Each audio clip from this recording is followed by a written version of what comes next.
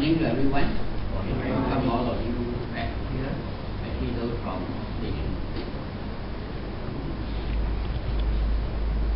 I'd like to share with you this morning. Last week you all had a lesson on church and politics. So it will be a similar lesson, but we hope that we can learn something from the Word of God.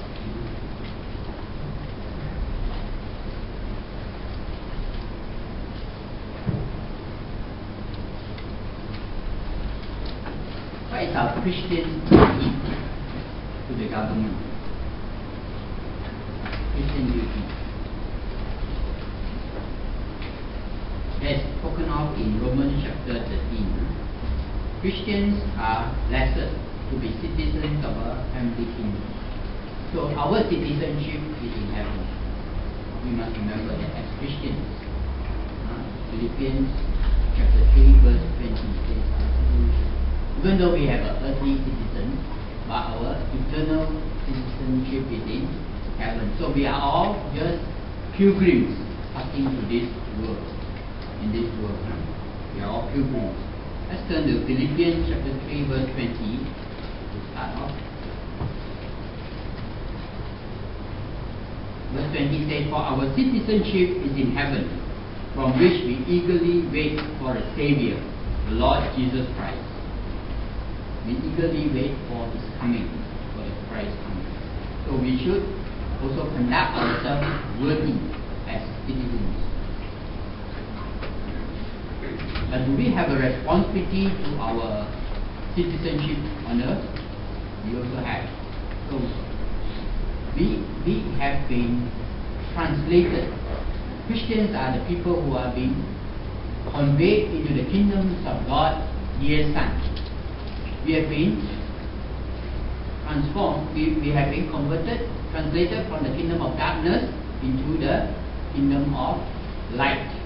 We were once in bondage, in the bondage of sin, but now we are being translated into the kingdom of Christ.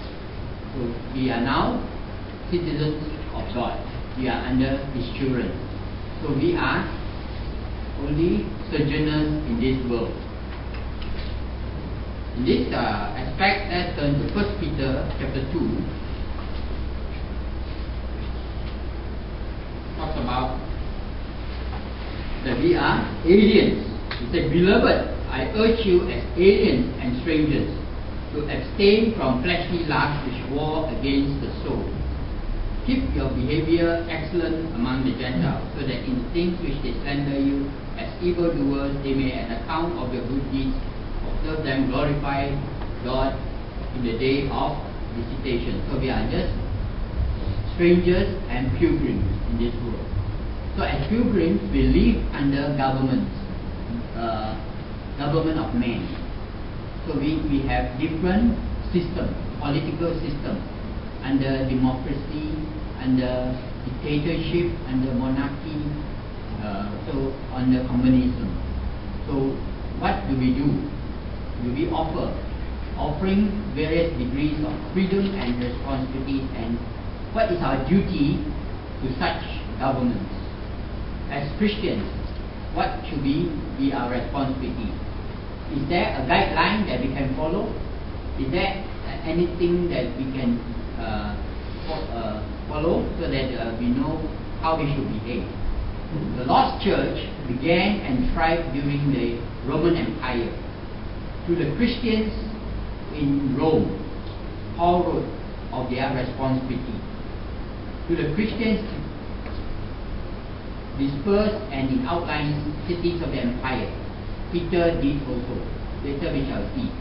The Christian's duty to government is made very clear by the apostles. Why does the apostle say? Number one, we as Christians, we need to be subject to the powers. As in Romans chapter 13, verse 1. Let every soul or be in subjection to the governing authorities, for there is no authority except from God, and those we exist are established by God. So it is actually whatever government we are under is ordained by God. God allows it. God allows it. But we have to see what God allows. So let us be subject to the ruling powers. It's called let every soul be subject to the ruling powers. Whoever is the ruling power, you must be subject, and also because they are all ordained by God. So ultimately, it's still God who is behind it all. See, whatever government, because God used this government to rule us. You see, without the country without a rule, then it will be in chaos. So we have a rule. Then God appoint kings, appoint rulers to look to the affairs of the people. That's why God allowed that. He says every person be subjected to the governing authority, for there is no authority except from God, and those who exist are established by God. Ultimately, it is established by God. But as someone commented that, he says that we should not infer that all rulers are chosen by God, but that all rule is divinely ordained. All rule is divinely ordained. So we are not to resist. Number two, we are not allowed to resist authority. As Christians, why do we resist? Because there is a consequence to be resist. What is the consequence that God says? Let's turn to Romans again. If you resist the government or the authority, you are actually resisting God, because God is the one who ordained. So he says you are receiving condemnation.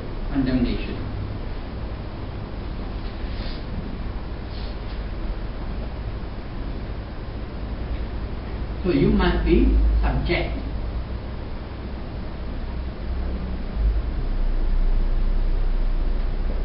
And then the government is there not only for wrath. We are to obey it for conscience sake. What does it mean?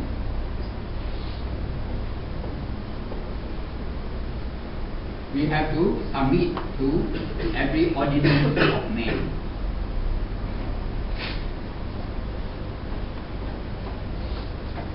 As we have said earlier, the design of civil government is to promote the security and the well-being of the citizens, and there would be no security of life and property. So there is a reason for the civil government. The government is there not only ordained by God, but it is also to establish, to punish evildoers. That's the second point. Under the form of government, it is to punish evildoers. Just like in the time of Israel, they called theocracy. There were three types of punishment. They were called the restitution punishment. That means you pay back what you have done. You restore back. That was found in Exodus chapter 22 verse 1 to 15. All this we can read later. And then we have corporeal punishment and also capital punishment, which we can see in Romans 13:14. So these are the reason why government is put there. It's not only to punish evil,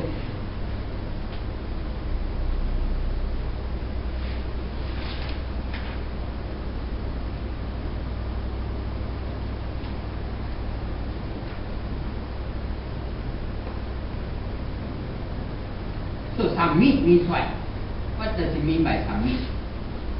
When we submit to something, we subject to place oneself under subjection, to render oneself subordinate. So we are to submit to every ordinance of man. Every ordinance of man. So the word ordinance is actually the appointment of officers So whatever the expression means is actually not to a particular law passed by the government, but to the government, civil government or institution as a whole. So we have to submit to the democracy or monarchy, whatever it is. So our responsibility as a Christian is very clear that we must be subject, we must submit to it. The reason is the governing authorities are appointed by God. And as emphasized in the book of Daniel, Daniel also obeyed God. Remember in the Old Testament, Daniel also obeyed God. And we know that Daniel says, in Daniel chapter 2, says God removes kings and establishes kings. It is God's will. See, sometimes He used those evil or those kings to actually punish the nations. And then finally, because of their pride, then God repunishes them. See, that is all God's way of dealing with things, which we cannot understand. See, even Pharaoh is also in part of God's plan. See, he says, as in Exodus chapter 9, verse 16 says, to Pharaoh, to every deed I have raised it up to show you in my power, that you may declare that the prophet in all the earth. See, that is what God wants it to be done. It is God's will. And Isaiah, we talk about this king. God's judgment upon Assyria also was because of God's will. And then how the king later suffered punishment because of his pride. At first he was allowed to conquer all the nations who God allowed it. So therefore, to resist the government is to resist God Himself. To resist is to bring judgment upon oneself. Why? Why is it that God says we should not resist? It's because He got a reason for that. Let's turn to see that He says He adds two good reasons to resist. So government is a minister of God designed to avenge evil. So what it means is it executes the judgment. That means the government is there to execute all those evildoers. So there is a reason for him. So we should not resist. And also, if we are a law, and we abide in the law, there is no law against us. Timothy says, a man will, it's only the law is for those lawbreakers. You see? If a man is faithful and lawful, the law has no, it won't hurt him. That's why we should not be afraid, whatever happens, because God is in control, and the law will not affect us because we are law abiding. We are law abiding. Of course, we need to make the choice, whatever we need to do. Therefore, government is a minister of God designed to avenge the evil, to execute. So, Peter also gives two good reasons. What are the reasons he gives? Let's turn to 1 Peter. So, earlier we know that Paul says is to execute the judgment on the evil ones. Also, the government is there to do something. 1 Peter 11, he says, Beloved,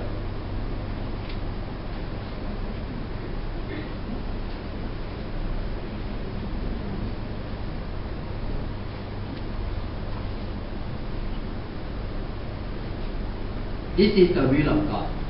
This is the will of God. Let's read from verse 11. It says, Beloved, I urge you as aliens and strangers, referring to we as pilgrims, to abstain from fleshly lusts which wage war against the soul. So we know that it is fleshly lust that is always in enmity, and it can hurt us, our soul. Keep your behavior excellent among the Gentiles, so that in the thing which they slander you as evildoers, they may, on account of your good deeds as they observe them, glorify God in the day of visitation. Okay. 13, which we need to take note, honor authority. Submit yourself for the Lord's sake. We have to submit ourselves for the Lord's sake. For the Lord's sake.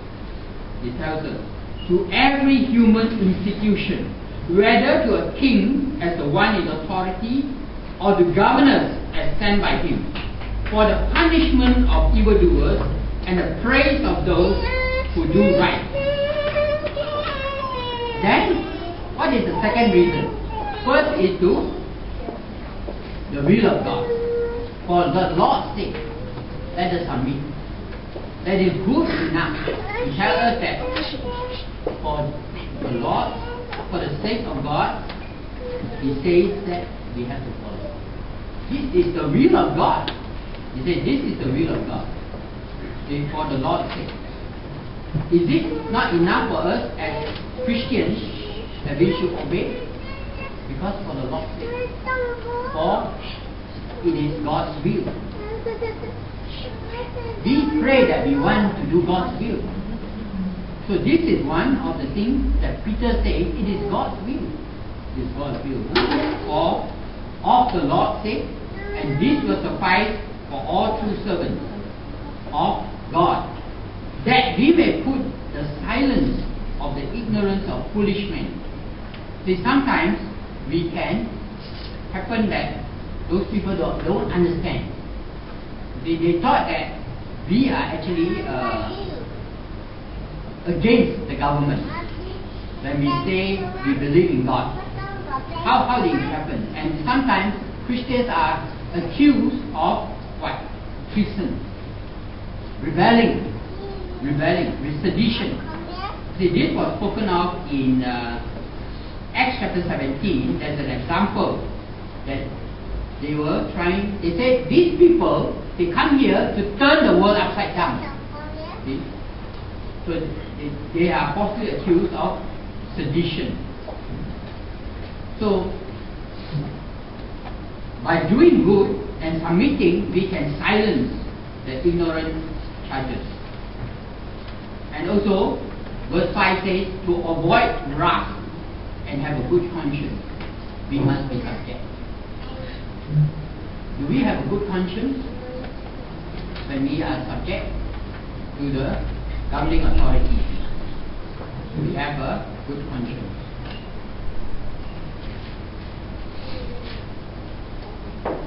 So we learn that it is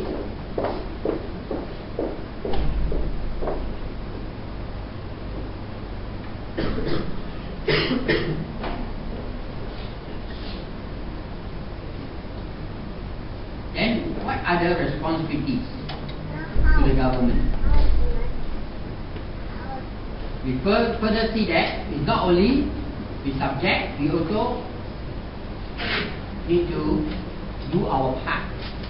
What is our part? Our part is to pay taxes. That is the second. If you look at this, we are to pay taxes as an act of submission. Romans 13:6. Okay. Pay to tax.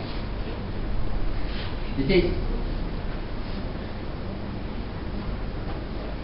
for because of this, you also pay taxes. We are to pay taxes as an act of submission. Also, what about custom? Verse 7 also, custom to whom custom is a custom tax, below tax, some form of tax. Okay.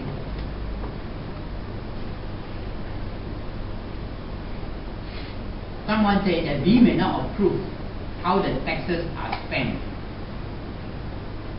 but it's the same with the early Christians. They do not know how Nero spends the government's money. Okay. But still we have to pay taxes. And also, we are to pay respect. They say, fear to whom fear is due. We have to respect those. And if you do evil, be afraid honor to whom honor is due. We have to give respect for their office.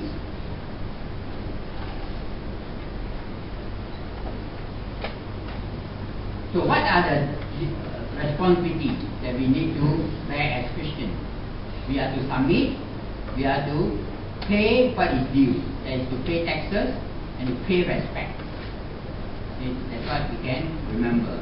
And also, not only forgetting that we have to go to God, we need to pray for them, whoever is in authority. Let's turn to 1 Timothy chapter 2.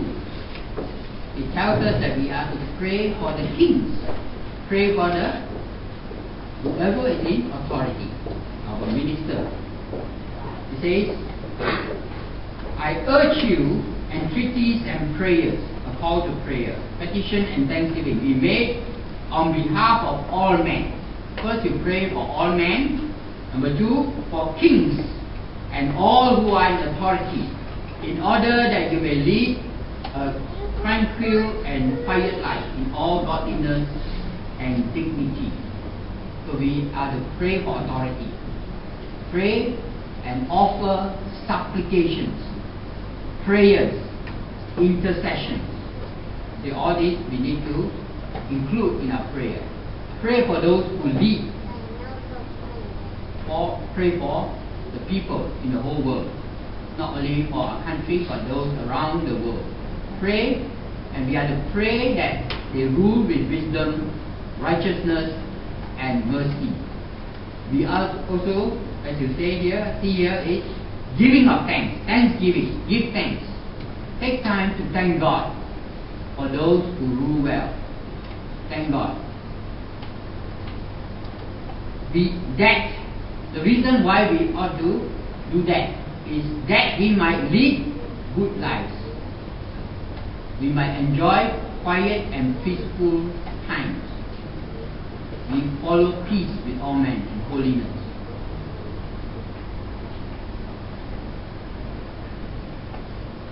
So we are to be good in a spiritual sense, free to be godly and reverent.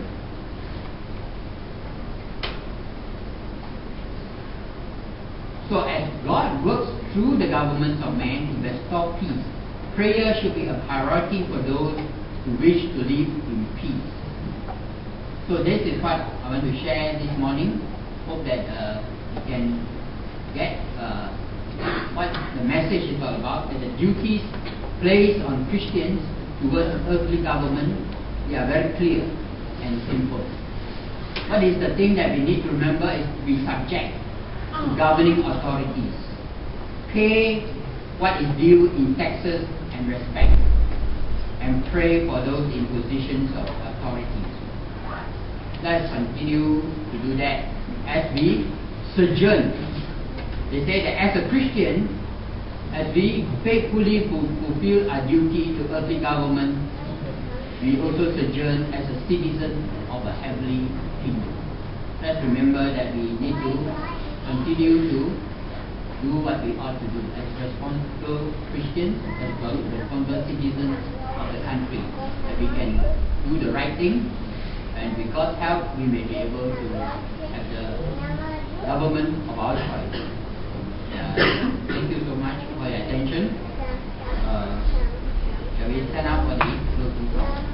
I am resolved no longer to linger, charmed by the worldly life. Things that are higher, things that are lower, in heaven on my side. I will hasten to Him, hasten so glad and free.